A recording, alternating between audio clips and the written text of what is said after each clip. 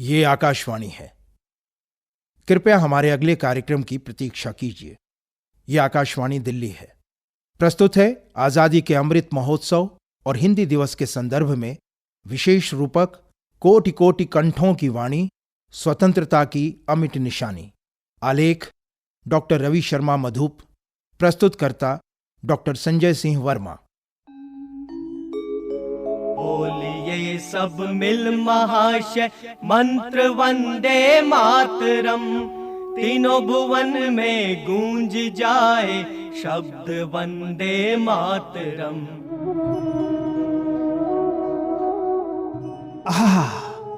भारत की स्वतंत्रता का 75वां वर्ष प्रारंभ हो गया है। कितना सुखद अवसर है। यहां स्वर्ग में तो हाँ, धरती पर अवश्य ही भारत में और अन्य देशों में उत्सव मनाया जा रहा है। अरे कितना अच्छा संयोग है। राष्ट्रकवि भी इधर ही चले आ रहे हैं। दद्दा, राम राम। जय राम जी की दिनकर जी, किस सोच विचार में लगे हैं?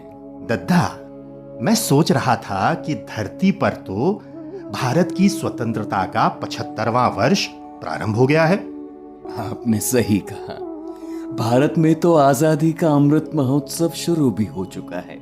मेरा मन कर रहा है कि हम एक बार धरती पर जाकर देखें तो सही कि आजादी के दीवानों का भारत अब कैसा है। अरे आपने तो मेरे मुंह की बात छीन ली दद्दा। लो, बहन सुभद्रा कुमारी चौहान भी इधर ही आ रही हैं। अरे वाह। आदरणीय कविवर को मेरा सादर नमन।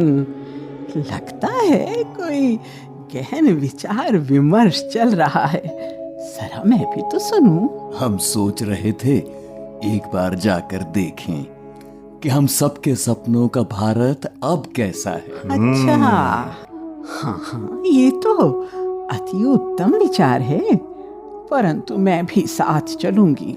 हाँ बहन, अवश्य चलो।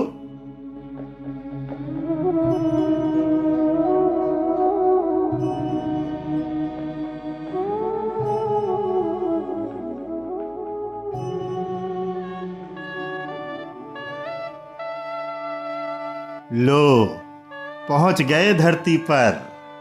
दद्दा जी, देखिए, भारत में तो स्वतंत्रता का अमृत महोत्सव धूमधाम से मनाया जा रहा है। अरे वाह।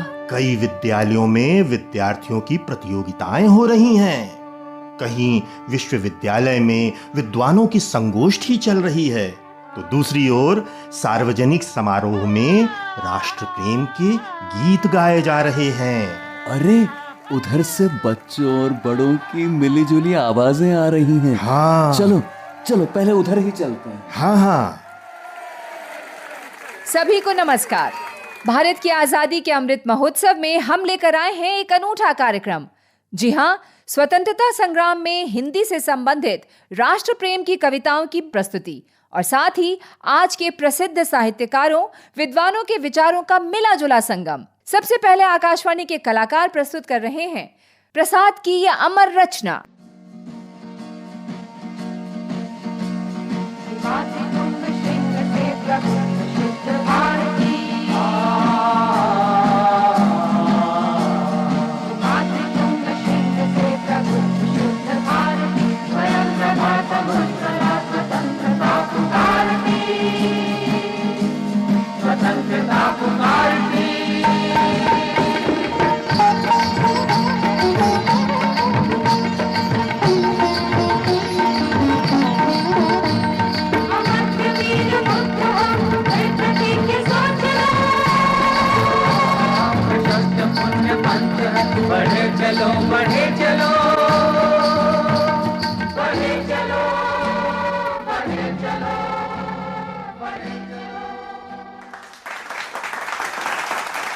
तो शुरू करते हैं आज की प्रतिभागी कक्षा 9वीं की अनंता राय से। वे भारत के राष्ट्रकवि मैथिली शरण गुप्त द्वारा वर्णित मां भारती के ईश्वरीय रूप को हमारे सामने ला रही हैं। नीलांबर परिधान हरित पट पर सुंदर है, नदियां प्रेम प्रवाह फूल तारे मंडन है। बंदी जन खग वृंद शेष फन सिंहासन है। करते अभिषेक पयोद हैं बलिहारी इस वेश की। हे मातृभूमि तू सत्य ही सगुण मूर्ति सर्वेश की। बहुत खूब अनंता। और भारत के स्वतंत्रता आंदोलन में हिंदी कविता के योगदान को रेखांकित कर रहे हैं दिल्ली विश्वविद्यालय के हिंदी विभाग में प्रोफेसर पूरन चंद टंडन। मैथिलीशरण गुप्त को हम भारत भारती में देखते हैं। मानस भवन में आर्य जन जिसकी उतारे आरती, भगवान भारत वर्ष में गूंजे हमारी भारती। ये जो भावना है यह इस बात की ओर स्पष्ट संकेत करती है कि चाहे भारतेंदु हरिश्चंद्र हो, रोवहूं सब मिलके। अब ये जो भारत की दुर्दशा है यह देखी नहीं जा रही। कवि रचनाकार चिंतित हैं। माखनलाल चतुर्वेदी को कौन भूल सकता है। पुष्प की अभिलाषा के माध्यम से बालकृष्ण शर्मा नवीन कभी कुछ ऐसी तान सुनाओ सब उथल पुथल हो जाए, या फिर सुभद्रा कुमारी चौहान की झांसी की रानी। इसी तरह से जलियांवाला बाग में बसंत नामक कविता को हम याद कर सकते हैं। दिनकर हम जानते हैं कि राष्ट्रीय चेतना के बड़े प्रखर कवि हैं। उन्होंने फलेगी डालों में तलवार इस तरह की परिकल्पना करके भी कविता लिखी। ये जो तमाम तरह की स्थितियां भारत में समय समय पर आती रहीं, इसलिए भारतोत्थान के रूप में स्वराज के लिए बहुत सारे गीत समय समय पर कवियों ने, लेखकों ने लिखे हैं। प्रोफेसर टंडन ने गागर में सागर भरते हुए हिंदी कवियों के योगदान का उल्लेख किया और अब प्रस्तुत है स्वाधीनता आंदोलन की अत्यंत महत्वपूर्ण एवं चर्चित कविता पुष्प की अभिलाषा। स्वर दे रही हैं 12वीं की छात्रा सोनल वर्मा।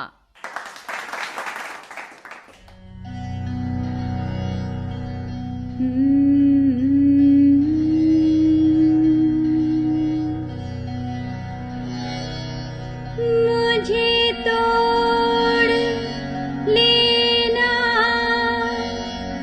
बना माली, उस पथ पर तुम देना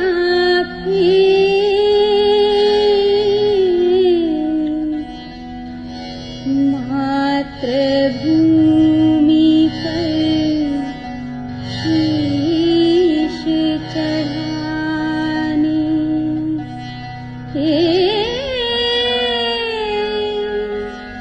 जिस पथ जाए वीर हनी,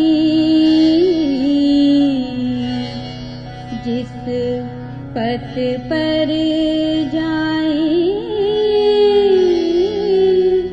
वीर हनी।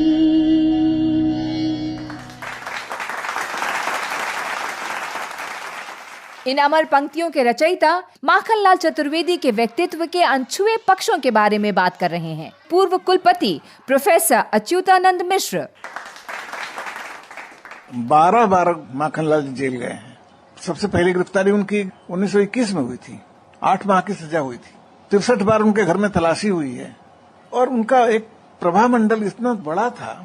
तो गांधी जी ने माखनलाल जी से कहा कि हमको चलना है। तो माखनलाल जी ने कहा आप कहाँ चलेंगे? कहले नहीं, हमको तुम्हारे घर चलना है। वो बावई में उनका जन्म हुआ था। तो उन्होंने कहा कि खंडवा चलिए। उन्होंने खंडवा नहीं चलेंगे, जिस गांव में तुम्हारा जन्म हुआ वहां चलेंगे, क्योंकि हम ये देखना चाहते हैं कि उस मिट्टी में क्या विशेष बात है कि तुम्हारे जैसे लोग पैदा हुए। तो गांधी जी बावई आए। इस क्रम में अब आ रही हैं वरिष्ठ कवित्री और दिल्ली हिंदी साहित्य सम्मेलन की अध्यक्ष इंदिरा मोहन। ये हिंदी का ही जादू था जिसके बल पर स्वतंत्र राष्ट्र की आकांक्षा को पूर्ण करने के लिए जनता चारों दिशाओं से हुंकार भरती हुई जाग उठी। गुजराती भाषा भाषी, संस्कृत के प्रकांड विद्वान स्वामी दयानंद जी ने अपना प्रसिद्ध ग्रंथ सत्यार्थ प्रकाश हिंदी में लिखा। स्वराज्य मेरा जन्म सिद्ध अधिकार है और इसे मैं लेकर रहूँगा। मराठी भाषी लोकमान्य तिलक के नारे ने धरती आकाश को गुंजा दिया। गांधी जी ने हिंदी को जन जन का आंदोलन ही बना दिया।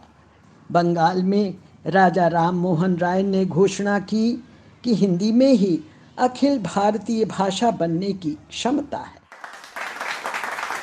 इंदिरा जी ने अत्यंत सारगर्भित शब्दों में राष्ट्रीय आंदोलन में हिंदी के महत्व को हमारे सामने रखा।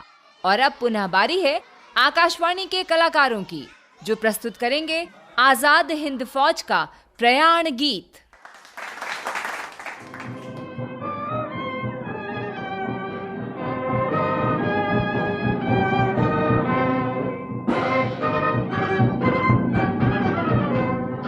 कदम कदम बढ़ाए जा, खुशी के गीत गाए जा, ये जिंदगी है कौम की तो कौम पे लुटाए जा। कदम कदम बढ़ाए जा, खुशी के गीत गाए जा, ये जिंदगी है कौम की तो कौम पे लुटाए जा। तू शेर हिंद आगे बढ़, मरने से फिर भी तू न डर, उड़ा के दुश्मनों का सर जो शे वतन बढ़ाए जा। तू शेर हिंद आगे बढ़, मरने से फिर भी तू न डर, उड़ा के दुश्मनों का सर जो शे वतन बढ़ाए जा। कदम कदम बढ़ाए जा, खुशी के गीत गाए जा, ये जिंदगी है कौम की तो कौम पे लुटाए जा। कवियों के साथ साथ उस समय के राजनेताओं और चिंतकों ने भी हिंदी को राष्ट्रभाषा के रूप में स्थापित करने में कोई कसर नहीं छोड़ी। यही बता रही हैं प्रखर पत्रकार रजनी नागपाल। प्रेमचंद ने अपने उपन्यासों और कहानियों के द्वारा स्वाधीनता आंदोलन के दौरान लोगों को देश और समाज की यथार्थ स्थिति से परिचय कराया।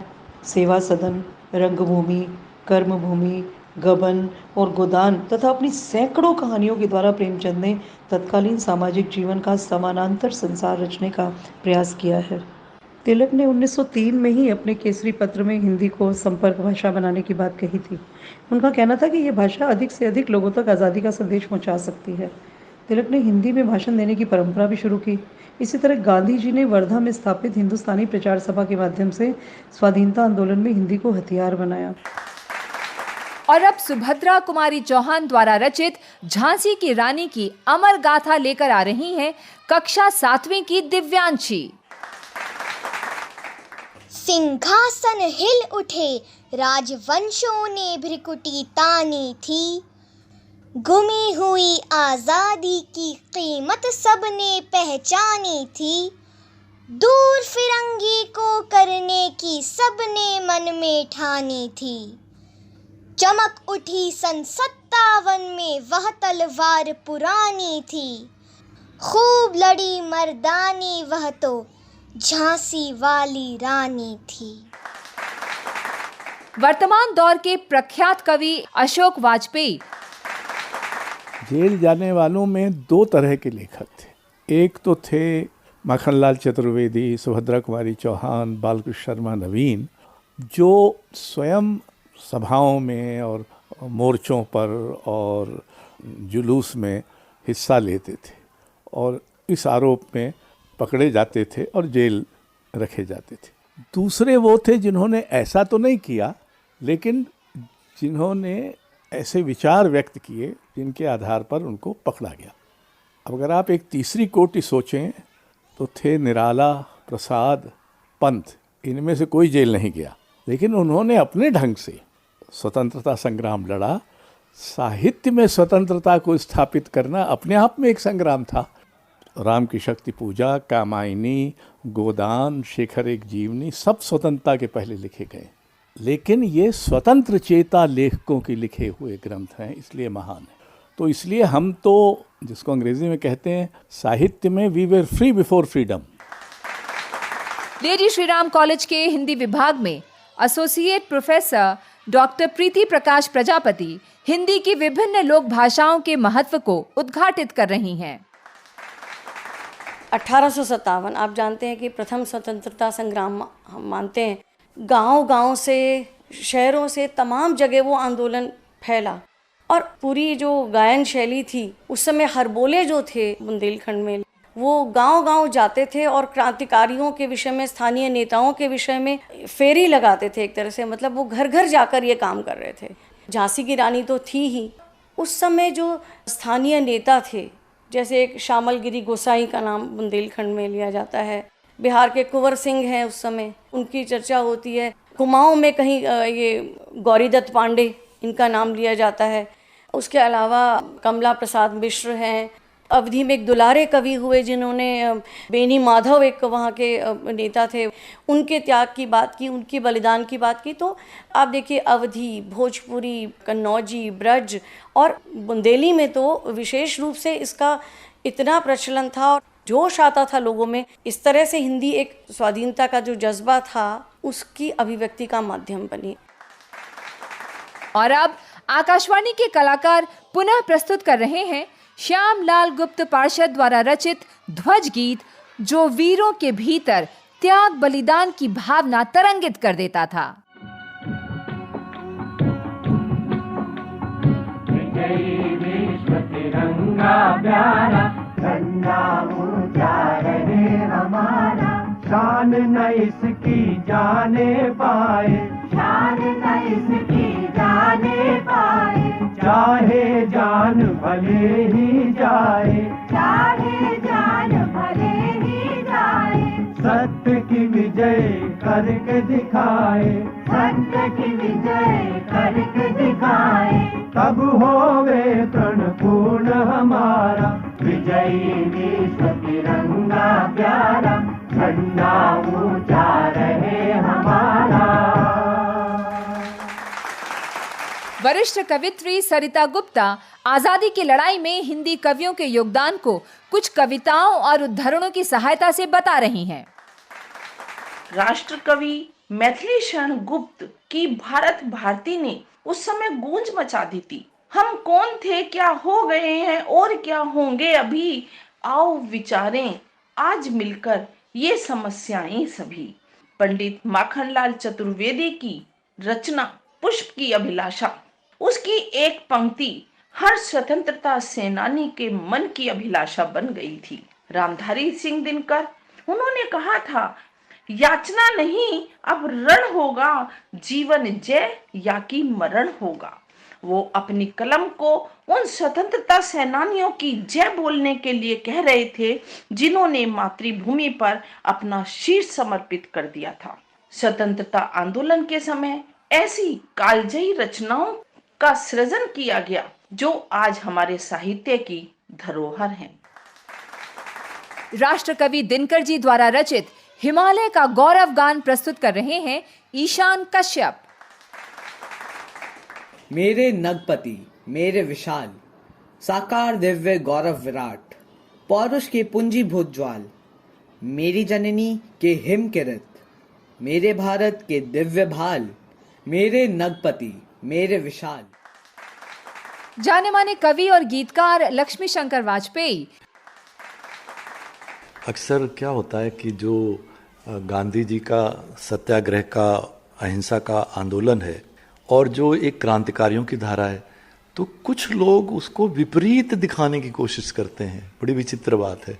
मैं ये शहीद अशफाकुल्ला खान साहब की ये कविता आपसे साझा करता हूँ और देखिए कि वो गांधी जी के सत्याग्रह और अहिंसक आंदोलन की ही बात कर रहे हैं। सुनिएगा।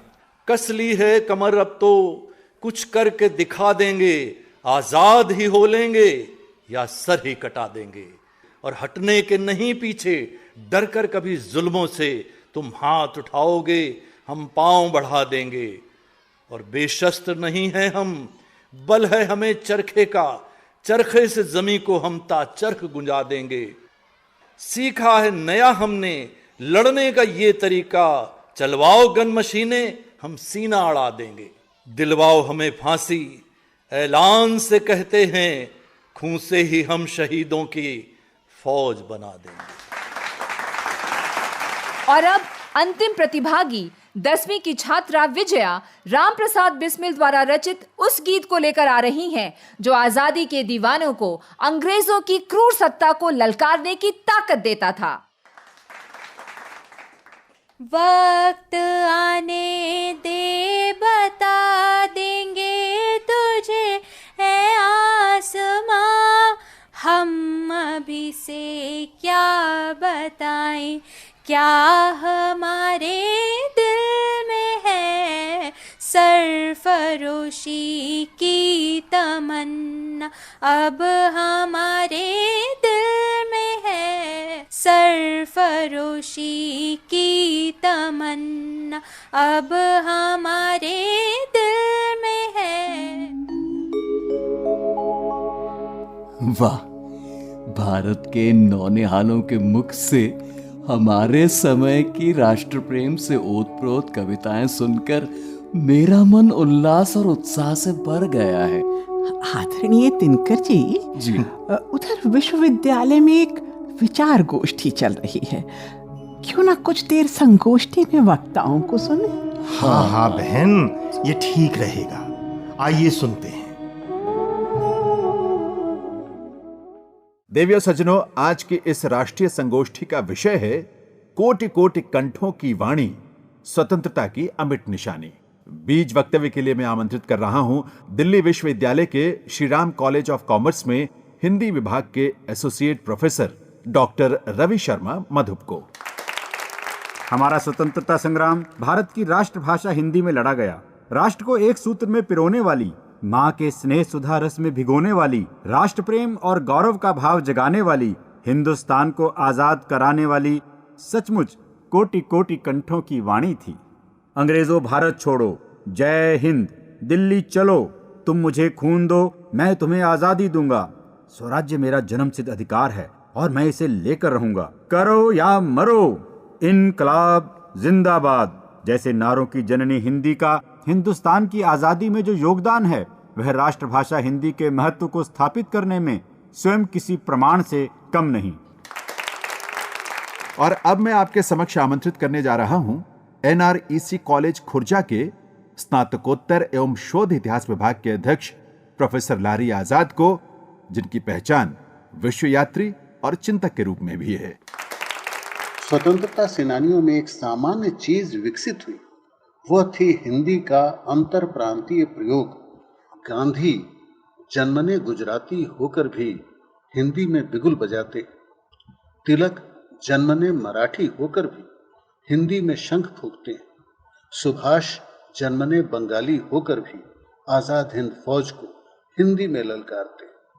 लाल, बाल, पाल से लेकर बंकिम चंद्र, रवि ठाकुर, राजगोपालाचारी तक सभी ने हिंदी में ही भारतीय जनता को पुकारा। लाहौर में भगत सिंह इनकलाब जिंदाबाद का नारा बुलंद किए तो ढाका में वंदे मातरम का नारा गूंजा। रामेश्वरम तक जनगण मन गाया जाने लगा। और तो और रंगून में नेताजी ने कहा, तुम मुझे खून दो, मैं तुम्हें आजादी दूंगा। तिलक ने गीता रहस्य लिखा, गांधी जी ने हिंदी में अखबार निकाला। बहुत बहुत आभार प्रोफेसर लारी आजाद का। और अब मैं निवेदन करूंगा प्रोफेसर आनंद प्रकाश त्रिपाठी से कि वे अपने वक्तव्य के लिए पधारें। प्रोफेसर आनंद प्रकाश त्रिपाठी डॉक्टर हरि सिंह गौर विश्वविद्यालय सागर में हिंदी के विभागाध्यक्ष हैं। 1857 के प्रथम स्वाधीनता संग्राम के उपरांत साहित्य में ब्रिटिश साम्राज्यवाद के विरुद्ध राष्ट्रीय मुक्त का स्वर मुखरित होने लगा था। भारतेंदु ने नवजागरण का स्वर फूंकते हुए साहित्यकारों को जागृत किया। 23 मार्च 1874 की कवि वचन सुधा में भारतेंदु कहते हैं कि हम लोग आज के दिन से कोई विलायती कपड़ा न पहने। द्विवेदी युगीन कविता का मुख्य स्वर राष्ट्रीयता का ही था। महावीर प्रसाद द्विवेदी सरस्वती पत्रिका के माध्यम से स्वतंत्रता आंदोलन को स्वर दे रहे थे। हरिऔध भी ब्रज भाषा में देशभक्ति की कविताएं लिखकर भारत के प्रति अनुराग जगाने का कार्य करते हैं। पंडित राम नरेश त्रिपाठी, सोहनलाल द्विवेदी, मैथिली शरण गुप्त, शिया राम शरण गुप्त आदि राष्ट्रीय चेतना के कवियों ने आजादी के आंदोलन काल में अपनी राष्ट्रीयता की भावना को जन जन में प्रसारित कर लोगों को उद्बोधित करने का महनीय कार्य किया। अरे वाह, ये तो बहुत ही संतोष की बात है।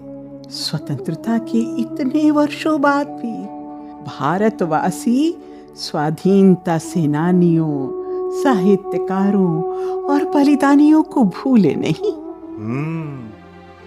अच्छा दद्दा, क्या आपको याद है हिंदी के संपादकों और पत्रकारों ने किस प्रकार देश में जन जागरण की अग्नि प्रज्वलित की और निर्दयी अंग्रेजों ने उन्हें कितनी भीषण यातनाएं दी? याद है मुझे। मेरी आंखों के सामने तो वो दृश्य आ रहा है दद्दा। अरे देखो, स्वराज पत्रिका का फिर से विज्ञापन निकला है। स्वराज पत्रिका? भाई ये कौन सी पत्रिका है? अरे कैसी बात करते हो, क्या तुमने स्वराज पत्रिका का नाम नहीं सुना?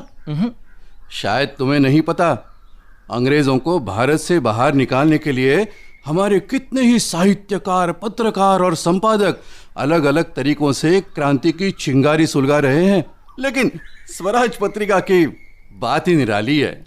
मुझे जल्दी बताओ कि इस पत्रिका में ऐसी क्या खास बात है? लो, मैं तुम्हें स्वराज पत्रिका में संपादक के पद के लिए छपा विज्ञापन पढ़कर सुनाता हूं। अच्छा।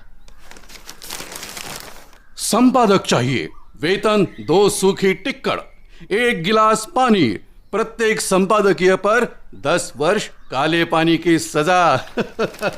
अरे भाई, ऐसा विज्ञापन तो आज तक मैंने ना कभी पढ़ा ना कभी सुना।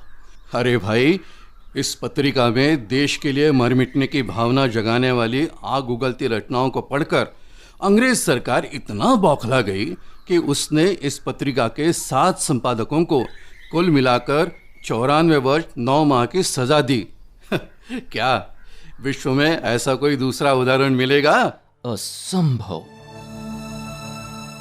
हाँ, ऐसे कई संपादकों को मैं भी जानती हूँ जिन्होंने कभी अभिव्यक्ति की स्वतंत्रता से समझौता नहीं किया। चलिए दद्दा, चलिए, हमारा धरती पर आना सार्थक हो गया। हाँ दिनकर जी, आज मुझे बहुत सुकून मिला है। कहो सुभद्रा बहन, तुम्हें कैसा लगा? दद्दा जी, मेरी तो आंखें भर आई। भारतवासी आज भी हमारा इतना सम्मान करते हैं। वाह। हमारी रचनाएं तक उन्हें याद हैं और नई पीढ़ी भी स्वतंत्रता सेनानियों के महत्व को समझ रही है। इससे बढ़कर संतोष की बात हमारे लिए और क्या हो सकती है?